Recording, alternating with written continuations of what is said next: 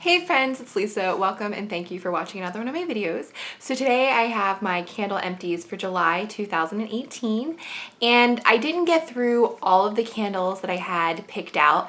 If you watched my candle pick video for July, I had a theme of medium. So all of the candles that I burned this month were either in medium jars from Yankee, or they were Bath and Body Works, the 14.5 ounce, because they just fit in that medium size range. So the first I have is actually not even a candle. I forgot to show this in my June empties, and it was a centerpiece melt cup from Strawberry Lemon Ice. I had mentioned in previous videos, this is one of my favorite of the summer releases that Yankee currently has out.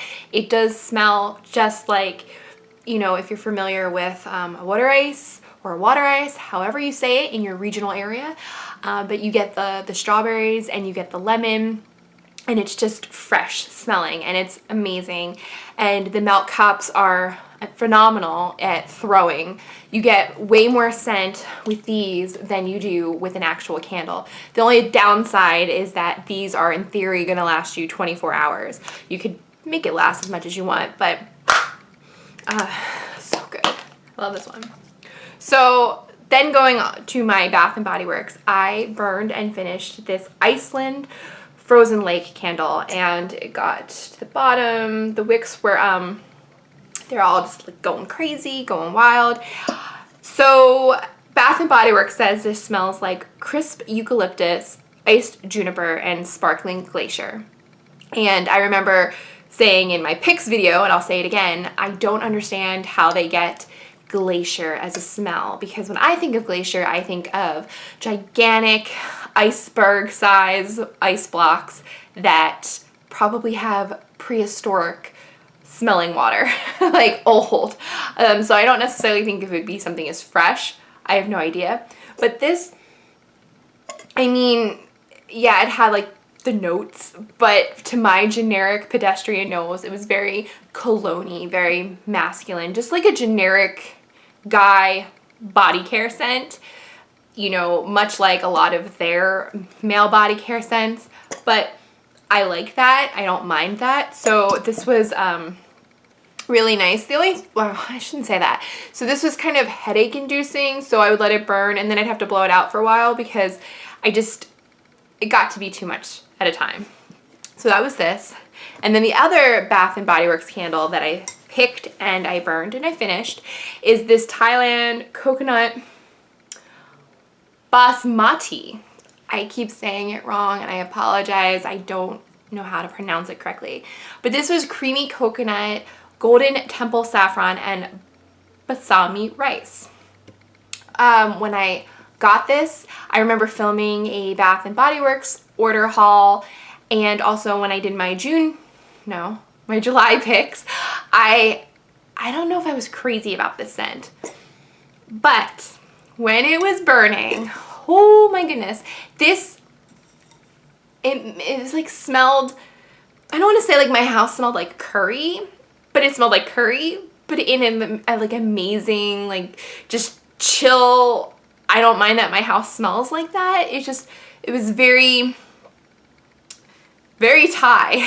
You know, you could smell it and you knew exactly what candle was burning. There was no mistaking this candle. Where other candles you might not be able to tell, this was a distinct, unique scent, and I'm happy that I got a chance to experience it.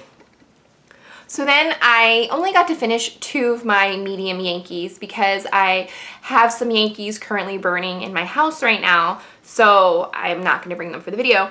The first one is this Riviera Escape, and this is a UK exclusive. I got this at the outlet. It burned all the way down to the stud, and it had very minimal sooting. As you can see, there are rings of wax. I did at some point try to scrape the wax so that it would melt down, but it didn't always happen. And I looked at my description from before, and it just said their whole thing was, lose yourself in a seaside getaway, sweet blossoms and exotic earthy shades invite you to linger. So basically it's just like vagueness. To me, I got floral. Not like garden floral roses, but just floral. I wouldn't be able to tell this candle from other candles if I was blindly smelling them. But it was nice. I enjoyed it. It was a pretty decent burn. And then the next candle, and it was the last candle that I finished for the month, is this Yankee candle of Sea Air. And this is another UK exclusive. As you can see, there was some sooting, major sooting. And if you look at it, the wick traveled.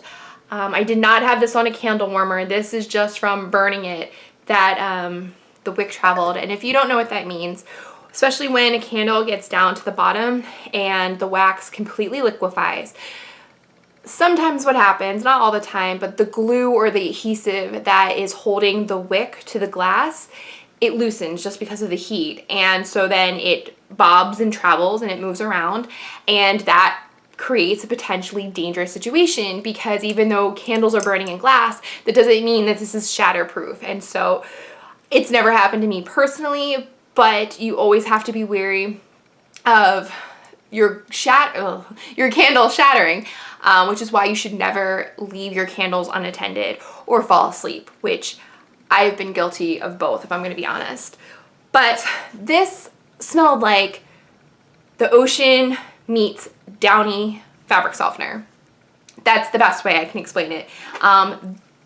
Yankee's explanation is the refreshing air at water's edge, laced with sea salt, clydamin, which I still have not figured that out, and rose. I didn't get any rose. I'm not sure what clydamin is, unless it's like Downy air freshener or fabric softener. But yeah, it smelled good.